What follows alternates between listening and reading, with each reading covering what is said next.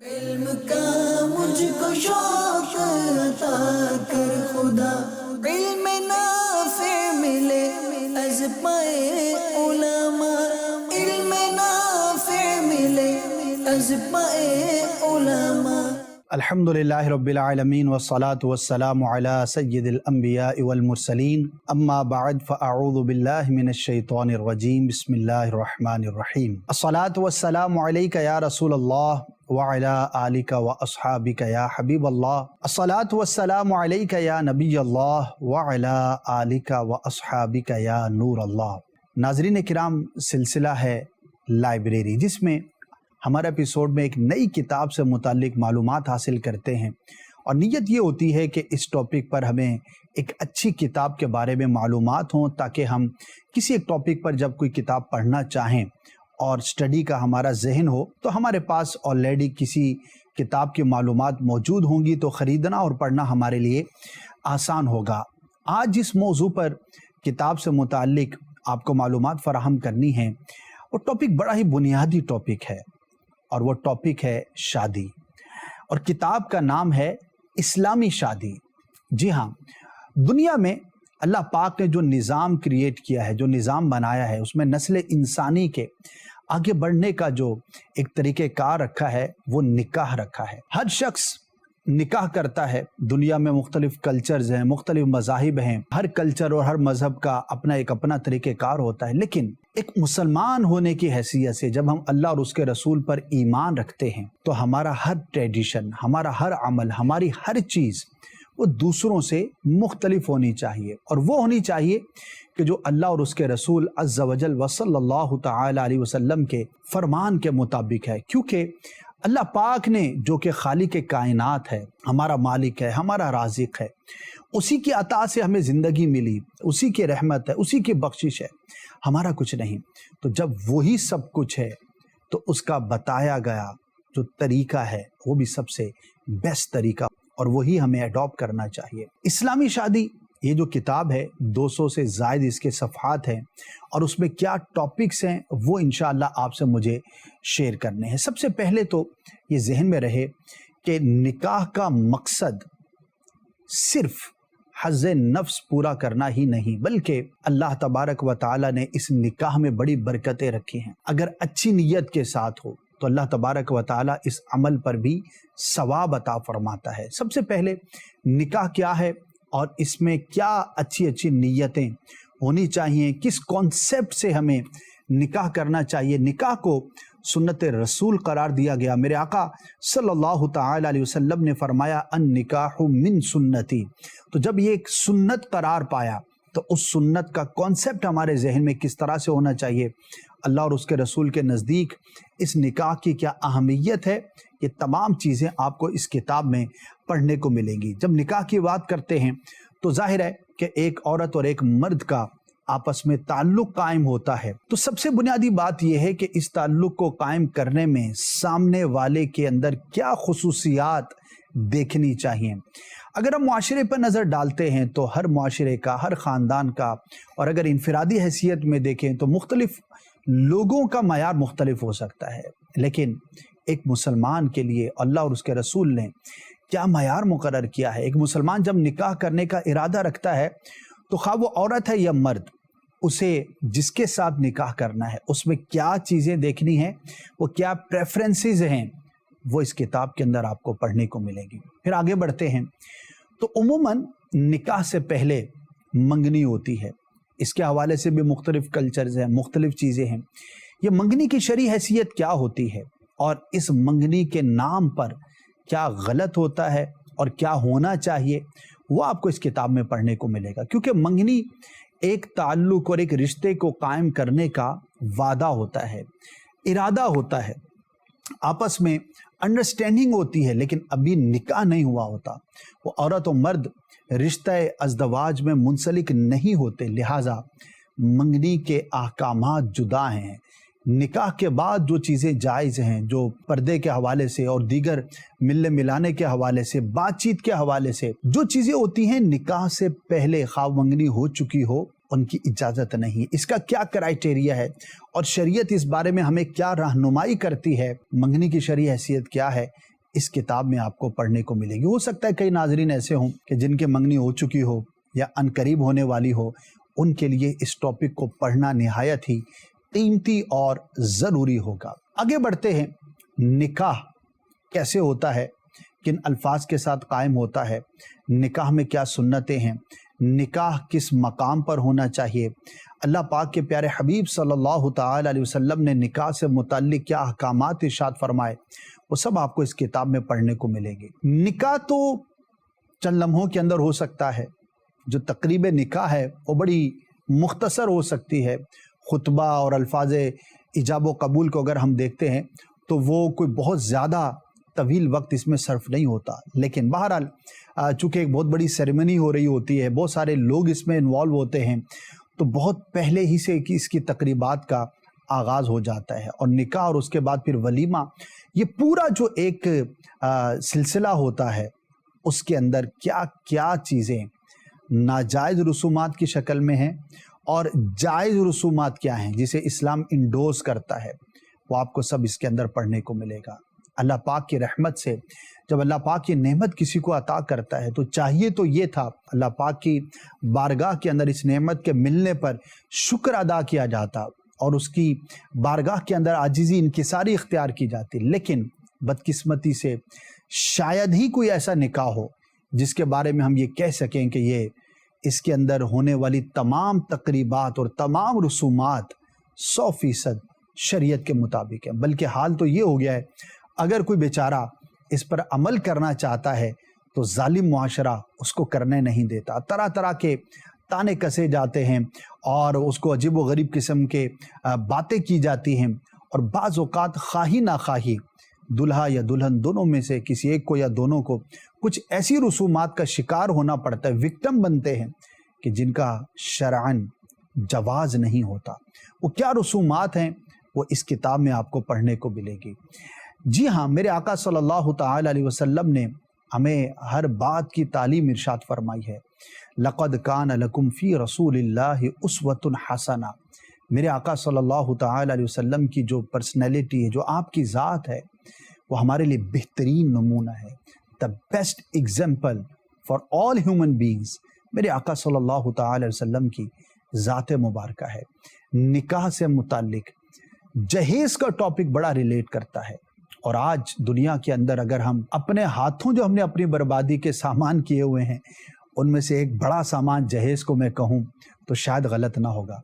بنیادی طور پر جہیز کوئی بری چیز نہیں ہے، یہ تو ایک تحفہ تھا، یہ تو ایک گفٹ تھا جو خوشی کے ساتھ دیا جاتا، لیکن ہمارے کلچر نے اور ہماری رسومات نے اور ہم نے خود ہی اس کو اپنے لیے ایک لعنت قرار دے دیا ہے، اور یہ لوگ کہتے ہوئے نظر آتے ہیں معاذ اللہ جہیز ایک لعنت ہے۔ یہ تھی نہیں، یہ تو سنت سے ثابت ہے، لیکن لعنت ان دا سینس کہ وہ اتنا بڑا ماں باپ پر برڈن بن چکا، کمیونٹی نے اور کلچر نے اتنا اس چیز کو عجیب و غریب انداز میں کر دیا ہے کہ اب اس کو بوجھ سمجھا جانا لگا ہے۔ گھر میں بیٹی پیدا ہوتی ہے، ابھی شادی 18-20 سال کے بعد ہونی ہے، لیکن ماں باپ کو ٹینشن ابھی سے سٹارٹ ہو جاتی ہے، سالوں سال لگ جاتے ہیں، لوگوں کی جائیدادیں صرف ہو جاتی ہیں، ماں باپ کی کمریں دوہری ہو جاتی ہے کما کما کے کہ بیٹی کی شادی کرنی ہے تو جہیز کا اہتمام کرنا ہے۔ دکھاوا اتنا بڑھ چکا کہ وہ جو خوبصورت گفٹ کا تصور تھا، جو تحفہ تھا ماں باپ کی طرف سے، وہ ماں باپ کے لیے ایک اذیت ناک چیز بن چکا ہے۔ یہ جہیز کیا ہے، اس کی شرعی حیثیت کیا ہے، اور میرے آقا صلی اللہ تعالی علیہ وسلم نے جب اپنی شہزادی بی بی فاطمہ رضی اللہ تعالی عنہا کو جہیز عطا فرمایا وہ کیا تھا، اس کی ڈیٹیل آپ کو ملے گی۔ اور پیارے آقا صلی اللہ تعالی علیہ وسلم کی سنت پر عمل کرنے والے لوگ، اولیاء کرام، بزرگان دین، اس سنت کو بھی پیش نظر رکھتے ہیں اور کوشش کرتے ہیں کہ جہیز کو ہم جتنا سمپل، جتنا سادہ اور سنت کے مطابق رکھنے کی کوشش کریں تو بہت اچھا ہوگا۔ امیر اہل سنت دامت برکاتہم العالیہ نے اپنی شہزادی کو کیا جہیز میں سامان دیا تھا، کیا انداز تھا، اس کے لیے کیا کوشش تھی، اس کا مختصر تذکرہ آپ کو اس کتاب میں پڑھنے کو ملے گا۔ اسی طرح ولیمہ ایک بہترین سنت ہے، اور بالکل کرنا چاہیے۔ اللہ تبارک و تعالیٰ نے اس کو بڑی برکت والی یہ تقریب ہے، بڑا ایک زبردست مسلمان کے لیے ایک تحفہ ہے۔ لیکن ولیمے میں بھی وہی پرابلم ہے جو ہم نے جہیز کے اندر کر رکھا ہے کہ جو اپنی حیثیت کے مطابق خوش دلی کے ساتھ کیا جا سکتا تھا، لیکن ہم نے اپنے کلچر، اپنے رواج، رسومات، دکھاوے کی وجہ سے اسے بھی اپنے اوپر ایک برڈن بنا رکھا ہے۔ یہ ولیمہ ہے کیا، اور یہ کس طرح آسانی کے ساتھ اس سنت پر عمل کیا جا سکتا ہے؟ What is the basic requirement, وہ آپ کو اس میں پڑھنے کو ملے گی۔ امیر اہل سنت کا ولیمہ کیا تھا، اور آپ کے جو شہزادے ہیں جانشین امیر اہل سنت، ان کا ولیمہ کیا اور کیسا تھا، اس کی معلومات بھی آپ کو اس کتاب میں، کیونکہ امیر اہل سنت دامت برکاتہم العالیہ کی جو ذات ہے، جو آپ کی پرسنالٹی ہے، وہ فی زمانہ ہمارے لیے ایک بہترین نمونہ ہے۔ ہم آپ کی ذات سے بہت کچھ سیکھتے ہیں۔ تو ظاہر ہے آپ بھی فیملی والے ہیں، آپ کے بھی بچے ہیں، ان کی بھی شادیاں ہوئیں، ماشاءاللہ وہ کس طرح سادگی سے ہوئیں، اور امیر اہل سنت کے جذبات کیا تھے، وہ آپ کو اس کتاب میں پڑھنے کو ملے گی۔ آگے بڑھتے ہیں تو کچھ رسومات ایسی معروف ہو گئیں، جیسے جوتا چھپانا ہے تو سرما لگانا ہے تو دودھ پلانا ہے، اور بھی کئی ایسی رسومات ہیں آپ مجھ سے زیادہ جانتے ہوں گے، جو مشہور رسومات ہیں جس میں حد ناجائز کو لوگ پہنچتے ہیں، اس کا تذکرہ بھی آپ کو ملے گا۔ اسی طرح انہی رسومات کے ارد گرد لین دین گھومتا ہے۔ عورتیں یا مرد، لڑکے لڑکیاں، دلہا یا دلہن کو بعض مواقع پر مجبور کرتے ہیں کہ انہیں کچھ دیا جائے۔ یہ جو پیسوں کا لین دین ہے، اس کی شرعی حیثیت کیا ہے؟ کیا یہ لینا دینا بھی کبھی ناجائز ہو سکتا ہے؟ جی ہاں، ہو سکتا ہے۔ وہ کیوں ہوگا اور کب ہوگا؟ اور یہ جو مختلف رسومات پر آپس کے اندر زبردستی کہیں یا زبردست تقاضے کے ذریعے کہیں، جو بھی آپ اس کو نام دیں، بظاہر تو سب ہنس رہے ہوتے ہیں، لیکن کیا یہ ہر صورت میں جائز ہی ہے؟ کیا اس پہ ثواب ملے گا یا گناہ کا شکار ہو سکتے ہیں؟ یہ ہمیں دیکھنا بہت ضروری ہے۔ تو اس سے متعلق آپ کو اس کتاب میں مواد ملے گا۔ نکاح کے بعد اس نکاح کو باقی رکھنا ہے، ایک بڑا ہی مبارک اور برکت والا رشتہ ہے۔ اللہ پاک نے اس میں بڑی برکتیں، بڑی رحمتیں رکھی ہیں۔ میاں بیوی ایک دوسرے کے حقوق کا اگر خیال رکھیں تو اس سے خوبصورت رشتہ شاید دنیا میں کوئی نہ ہو، لیکن چونکہ ایک دوسرے کے حقوق کا معلوم نہیں ہوتا، یا معلوم ہوتا ہے تو ادا کرنے کا جذبہ نہیں ہوتا، ادائیگی کے اندر جو ہے وہ دیگر حقوق کی طرح سب لوگ یہ سمجھتے ہیں کہ میرا حق ادا کیا جائے، میں بھلے ادا کروں یا نہ کروں۔ میاں بیوی کے کیا بنیادی حقوق ہیں، اس کتاب کے اندر آپ کو اس کا بھی تذکرہ ملے گا۔ جب حقوق کی ادائیگی ہوگی اور دونوں طرف سے ہوگی، ایک دوسرے کی رسپیکٹ ہوگی، تو گھر نہیں وہ جنت ہوگا۔ اور اگر اس کا برعکس ہوا تو وہی گھر جو جنت ہو سکتا تھا وہ دوزخ کا منظر پیش کرے گا۔ اللہ پاک ہر مسلمان کو گھر کی خوشیاں عطا فرمائے۔ آگے بڑھیں۔ نکاح چند جملوں کے ساتھ، چند شرائط کے ساتھ ہو سکتا ہے، اور اسی طرح ایک جملے کے ساتھ ختم بھی ہو سکتا ہے، جسے طلاق کہا جاتا ہے۔ حلال کردہ چیزوں میں سے اللہ کے نزدیک جو سب سے ناپسندیدہ شے ہے، وہ طلاق کو قرار دیا گیا۔ یہ طلاق کیا ہے، کیسے ہو سکتی ہے، اس کے احکامات کیا ہیں، 1 2 3 طلاقوں کے کیا احکامات ہیں، بنیادی باتیں آپ کو یہاں پر سیکھنے کو ملیں گی۔ کئی ایسے لوگوں کو ہم نے دیکھا زندگی میں، جذبات میں، غصے میں آ کے الفاظ ادا کر دیے اور پھر سر پر ہاتھ رکھ کے روتے رہے۔ وہ کیسے ہوتی ہیں، کیا ہوتی ہیں، اور اس کے اندر ہمیں کیا احتیاط کرنی چاہیے؟ جی ہاں، طلاق اگرچہ ناپسندیدہ ہے، لیکن بعض مواقع ایسے ہیں کہ شریعت مطہرہ اجازت بھی دیتی ہے۔ جی ہاں، اگر میاں بیوی آپس میں شریعت کے پاسداری کرتے ہوئے نہیں رہ سکتے تو دیر از اے وے، لیکن وہ طریقہ ہے کیا کسی نے کچھ کبھی سیکھا؟ نہیں سیکھا۔ بڑا آسان تھا اس معاملے پر بھی عمل کرنا، لیکن اس کو ہم اپنی کم علمی کی وجہ سے، جہالت کی وجہ سے اپنے لیے عذاب کا باعث بنا دیتے ہیں، پھر روتے ہیں، پھر گھومتے ہیں، پھر پھرتے ہیں، پھر سب کچھ کرنے کو تیار ہوتے ہیں، لیکن وقت گزر چکا ہوتا ہے۔ اب پچھتائے کیا ہوت جب چڑیاں چگ گئیں کھیت۔ اس کا مصداق آپ کو معاشرے میں بہت سارے لوگ ملیں گے۔ لہٰذا جب نکاح کا ارادہ ہے یا نکاح کر چکے تو طلاق کے مسائل بھی تو سیکھیں۔ اللہ کے بندو، کبھی جذبات کے اندر، غصے کے اندر، چند لمحوں کے اندر آپ اپنی اور اپنے بچوں کی اور اپنے گھر والوں کی زندگی کو برباد کر سکتے ہیں۔ تو دیر از اے وے، وہ کیا ہے، سنت کیا ہے، اس بارے میں رہنمائی کیا ہے، ہمیں اس بارے میں ہمارے لیے مستحب کیا ہے، احکامات کیا ہیں.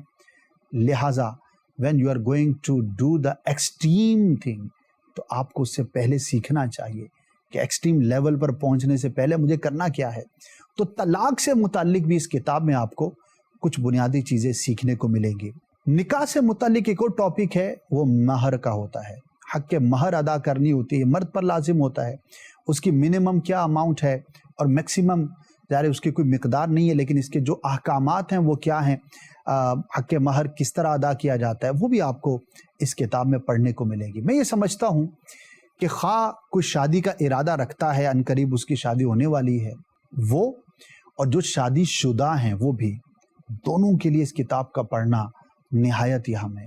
ٹھیک ہے، آپ کی شادی ہو گئی، آپ کے ماشاءاللہ بچے ہو گئے، تو بچوں کو بھی تو شادیاں ہونی ہیں.